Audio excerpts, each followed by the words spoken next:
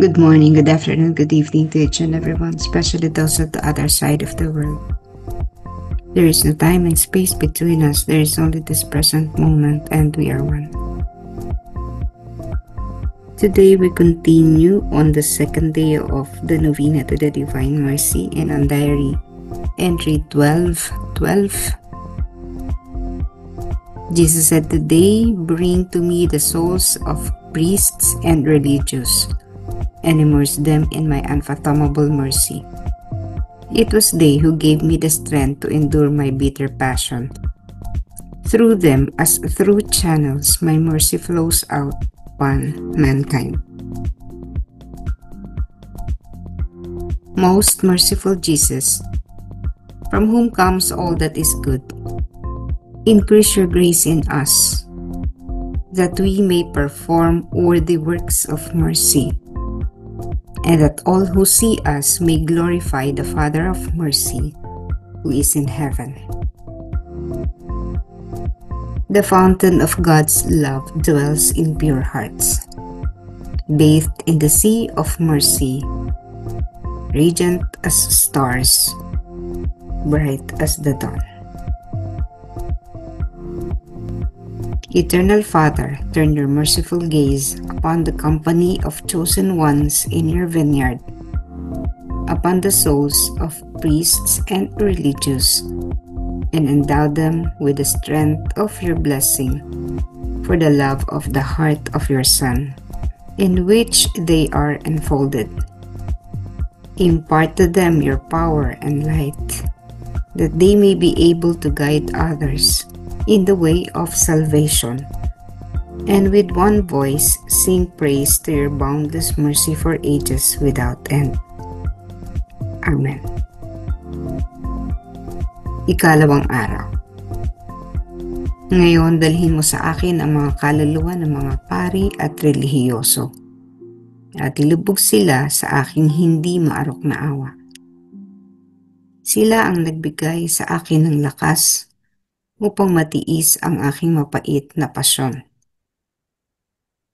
Sa pamamagitan nila gaya ng mga daluyan, ang aking awa ay umaagos sa sangkatauhan. Lubhang maawaing Jesus na kung saan nagmumula ang lahat ng mabuti. Dagdagan mo ang iyong biyaya sa amin upang maisagawa namin ang mga makabuluhang gawa ng awa. At upang ang lahat ng nakakakita sa amin ay luwalhatiin ang Ama ng awa na nasa langit. Amang walang hanggan, ibaling mo ang iyong maawaing tingin sa samahan ng mga pinili sa iyong ubasan, sa mga kaluluwa ng mga pari at relihiyoso, at pagkalooban mo sila ng lakas ng iyong pagpapala, para sa pag-ibig sa puso ng iyong anak, kung saan sila ay nakakulong. Ibigay sa kanila ang iyong kapangyarihan at liwanag, upang magabayan nilang iba sa daan ng kaligtasan, at sa isang tinig ay umawit ng papuri sa iyong walang hanggang awa sa habang panahon. Amen. The Novena to the Divine Mercy was instructed by Jesus to Faustina, and this would begin on Good Friday. So, novena muna bago yung Feast of the Divine Mercy, and day 1 should start on Good Friday. Of course, bakit ba natin ginagawa ang novena every day sa ating 3 a.m.? Kasi hindi naman limited lang ito doon sa celebration of the feast. We can always do the novena anytime we want.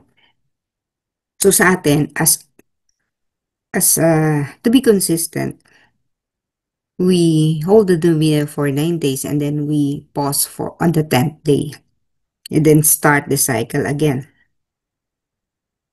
Now, dahil nagsimula tayo nung diary entry 12, 11, 12, 10, 11. Yung 12, 10 kasi yun yung day 1. And we are now on day 2. First day again, the intention was for everyone, for all the souls, especially the poor sinners. So sila tayo yung nasa una. Lahat muna, no? Wala munang pipiliin. Kasi yung mga sumunod na araw, specific na. So today, makikita mo, the focus of the lens is the priests and religious. No? You will notice that in the diary, matindi ang diin na minanggit ni Jesus ang kanyang mga kaparian.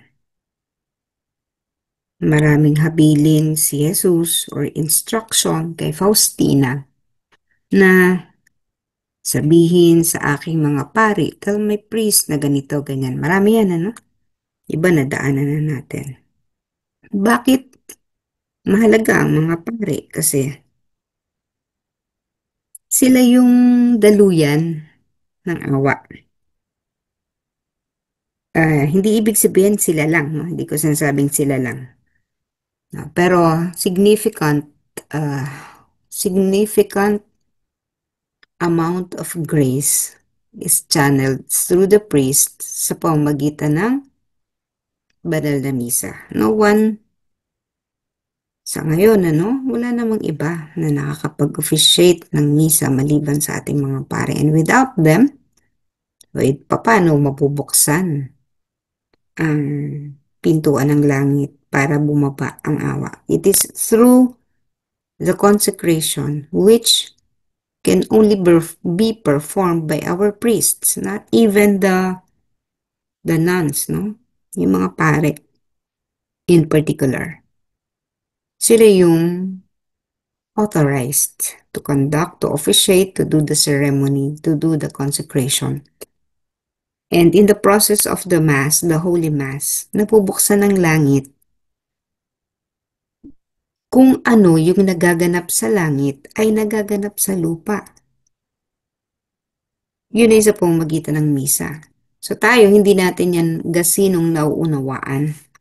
Papaano na ang misa ay isang okasyon na kasabay ng nagaganap sa langit. Pero, we just have to believe that it happens. We just have to believe in the things that we do not see. Faustina witnessed, and Faustina shared it to us through her diary. What she would see during the Holy Mass, what she would feel and encounter after receiving the Holy Communion. She would be able to communicate with Jesus. She would have experiences that are not possible for us right now because we haven't experienced it, no? Yung mga naranasan ni Faustina, the mystical experiences, the union with Jesus, the union with the Trinity. Those are the experiences of Faustina, which would always take place most of the time during the Holy Mass or right after the communion, basta dun sa okasyon na yun. Therefore, the priests are instrumental. Makikita natin yun. And sabi pa dito na isa, during the bitter passion of Jesus, etong mga tao na to ang nagbigay sa kanya ng lakas upang makayanan ang kanyang pasyon, ang kanyang pagpapakasakit. So through them, as through channels, ang awa ng Diyos ay dumadaloy mula sa kanila patungo sa atin. Ganun sila kaimportante. The priests and the religious. Now, for the religious, when we say religious, no, kasama na dito yung mga ang mga pari kasi merong tinatawag na diocesan, merong religious. Yung diocesan, syempre sa diocese, may hawak yan ng mga parokya. The religious priest, on the other hand, are those on mission. Wala silang hawak na parokya. May mga karisma din sila, no? And most, nasa ano sila, nasa mission. They do the mission. And mas ano to, no? Mas strict ang kanilang mga vows kaysa sa mga diocesan priests. I would say, may magkaiba tong ano, no, papel, no? But the religious priests have more,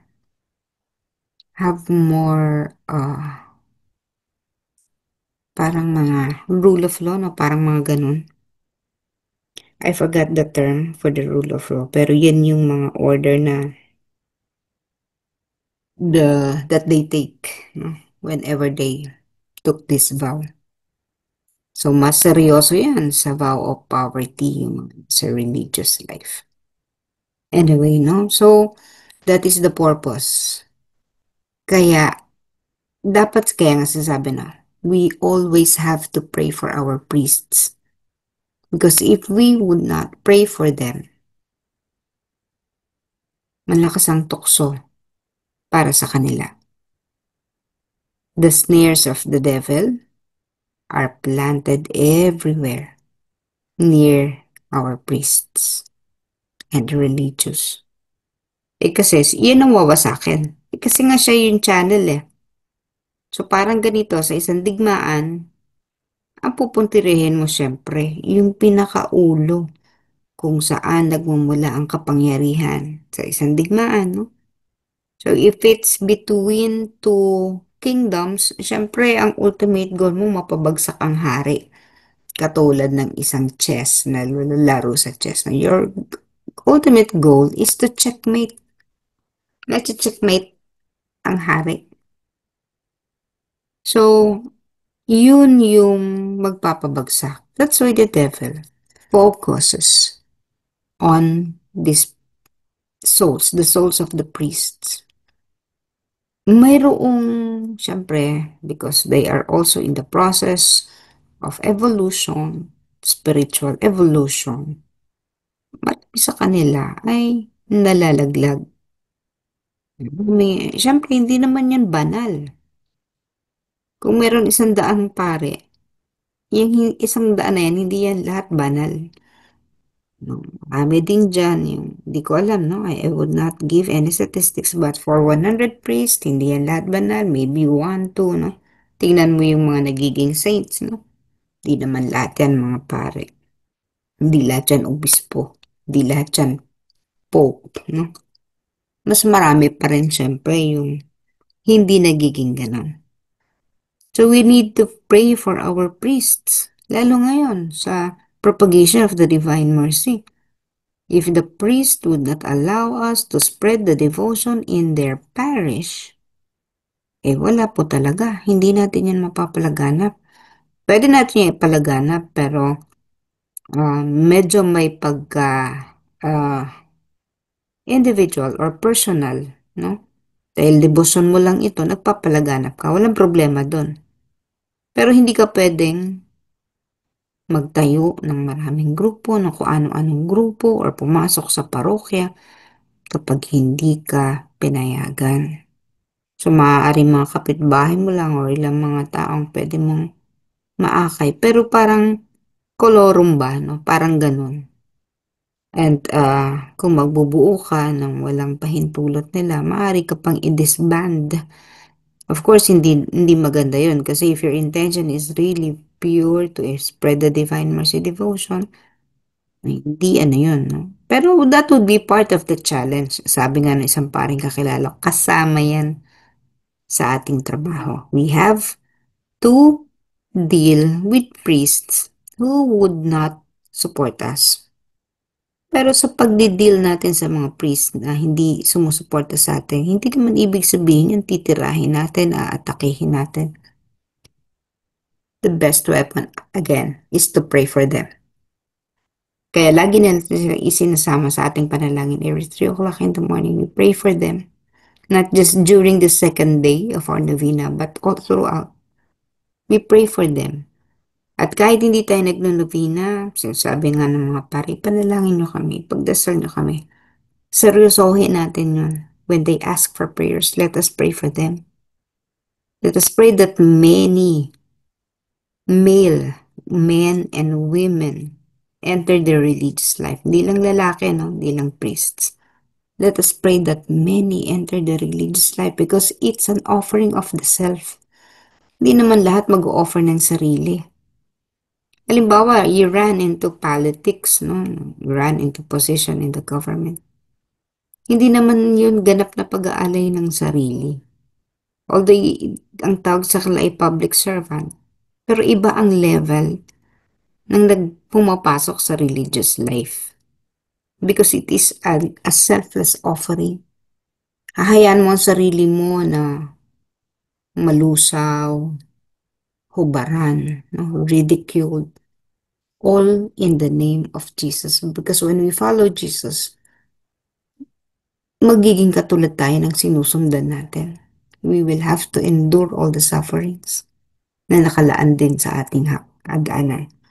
Kaya sa mga pagkakataon na tinutokso tayo, yung lalo natin, we are in the we are focusing on the priest and religious. Kaya dun sa mga temptations, snares along the path of these souls, the souls of priests and religious, hinahayaan ng Panginoon yan. Hindi sasabihin ni Jesus, ako ang bahalang magtanggal dyan.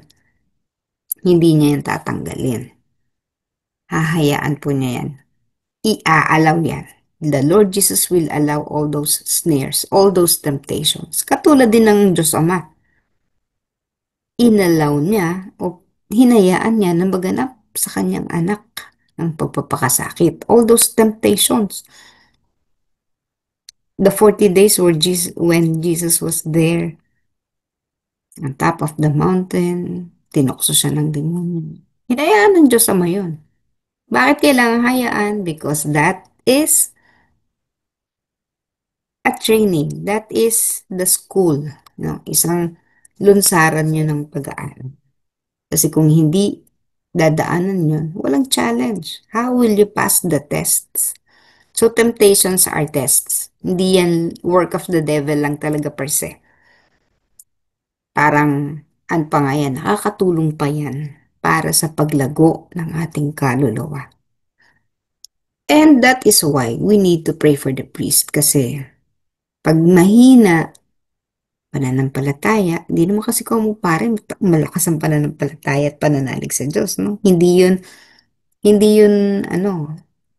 matik, no? Hindi yun automatic. So we need to pray for them to give them the strength, katulad ng sinabi natin, ano? For the love of the heart of your Son in which they are enfolded, impart to them your power and light. Ibigay mo sa kanila ang kapangyarihan at tiwanag that they may be able to guide others in the way of salvation. Sila yung gagabay. Ibig sabihin ba, pare lang? Well, again, ang focus natin yung mga pare. We can also be guide. Pero iba, yung trabaho ng mga pare at relihiyoso. Isama na rin natin ang the women, hindi lang men. Let us not just focus on the men who are serving the Lord, but also on the women who are serving the Lord, the nuns and the religious.